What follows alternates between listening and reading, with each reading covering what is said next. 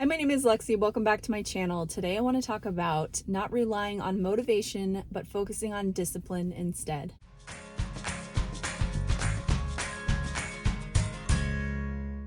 Hello and happy Wednesday, or whatever day of the week it is where you are in the world. And I'm so happy to have you here on my channel. And today I just want to talk about something which is motivation. I've addressed this before, but I feel like it's just time to talk about it again. Motivation is very fleeting. We don't always have it. Sometimes you feel super motivated. I think that typically people are super motivated in the beginning of the year because you've overindulged in the holidays and maybe the scale is up and you're just feeling really sluggish and terrible. And you have this strong motivation to start a new plan, whatever it is that you've learned about. Maybe it's fasting, maybe it's another kind of diet, and you're just really pumped by seeing other people's results, and you just feel like change is in the wind and you are ready to tackle it head on. And I think that we've all felt that kind of motivation.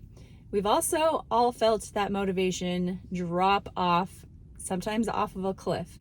And with fasting, I think that I have heard a lot of times people say, this is just second nature to me. It's easy. I don't even think about it. I just wake up and fast, and then when I'm hungry, I eat. And wouldn't that be the ideal situation? And maybe you're one of those people, and hey, I'm super happy for you. But for me, I do not have that. Some days are easier and some days are really challenging. And so it does come down to this discipline aspect where I may not feel motivated. In fact, I might feel motivated just to throw in the towel and do whatever the heck I want because I'm tired and I don't feel like fasting and people around me are eating and I want to eat too. So I may be in that situation, you may be in that situation, and discipline is super important. And I think it would be a disservice to not talk about it. And to me, discipline is just doing the thing that you know is good for you, whether you feel like it or not. And so this is assuming that you have figured out a fasting protocol that you know works well for you, that helps you to feel your best, and that works generally in your life. And so you know that it's good for you, but you don't always want to ask yourself, do I feel like doing it? Because the answer quite often is going to be no. And you can apply this to so many different things. I think one of the most common would be exercise. Like, are you always going to feel like exercising?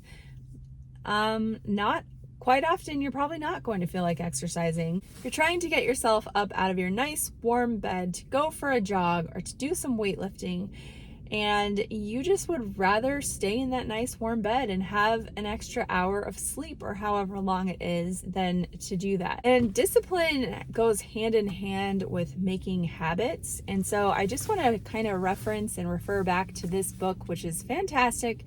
If you have not read it, it's Atomic Habits by James Clear. And as you can see, I have lots of sticky notes in here. There's lots of highlighted parts in this book, and I find this to be such an amazing tool for helping you to create habits. And I always have it linked below in my description because I think that when you're making big lifestyle changes, it's so important to think of ways that you can make it easy. You have to make these habits and you need to make them easy and make the bad habits harder. And so there's a lot of different tricks of how you can do this. He talks about the truth is our real motivation is to be lazy and to do what is convenient. And despite what the latest productivity bestseller will tell you, this is a smart strategy, not a dumb one. Energy is precious and the brain is wired to conserve it whenever possible. And I don't know about you, but that kind of gives me some comfort because I consider myself a lazy person sometimes. It's not that I don't do anything, it's just that I'd rather not be doing anything. And I try to get things done so that I cannot do anything. I am just naturally lazy. And I think that it's comforting to hear that laziness is sort of our default setting and our brain is trying to conserve energy. So it makes me feel better about myself because I know that there are some other people who are very type A and always have to be doing something. And for me, I'm not like that. I would rather just conserve my energy and use it for relaxation when I can. So it does help me to feel a little bit better. So he says, on tough days, it's crucial to have as many things working in your favor as possible so that you can overcome the challenges life naturally throws your way. And so when this comes to fasting, I think that there's just those foundational things that help us to create discipline and maintain those good habits. That may be the habits that you have on when you're fasting, of listening to a podcast or reading a book or going on a walk or drinking some water or just calling a friend who also fasts if you are lucky enough to have someone like that in your life. If you have major trigger foods that you know are super tempting for you, then it is best to try and limit your exposure to those things. And so if you're making a family dinner, this is what I talked about during the meal planning video that I did. Try to make something that is not super tempting for you. And these are just all little tactics and tricks that make it easier, because we don't want to make it too hard on ourselves, but there is going to be a time where we have to face up to the fact that we have to choose what is best for us. And once we've made those habits, we have to just be really honest and say, what is the outcome going to be of this choice? And am I going to regret it, or am I going to be happy that I did it? And I think that that answer is different in different situations, and that will always be the case. So whether or not you eat is very complex, and I can't answer that question for you. But I think that if you find yourself always kind of deviating from your plan, it's either time to come up with a new plan, or to just be really honest with yourself and establish that discipline piece that you just need to do what is best for you. One thing that people find helpful is a habit tracker, and it's just basically something that visually tracks your habits. I believe I found something on Amazon, so I'll try to find that and link it below. I bet you could find something you could print as well for free, or just make your own. But so you have a habit of, it could be ADF, so a full day fast, or it could be of doing a 20-hour fast.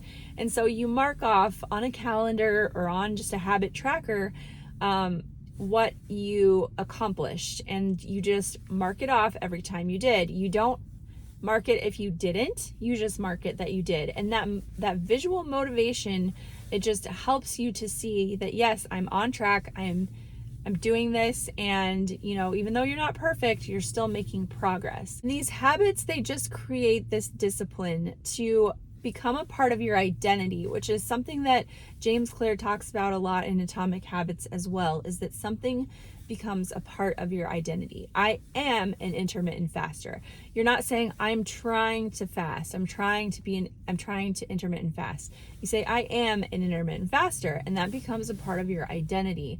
And so the more that becomes a part of your core identity, the more it becomes a discipline that you stick to, and something that is a habit and becomes a part of who you are. But the main point of this video is just to say that if you are feeling ashamed that you are not just effortlessly going into intermittent fasting, and that it is still sometimes a struggle, that it still takes a lot of this discipline, then I would say you're perfectly normal.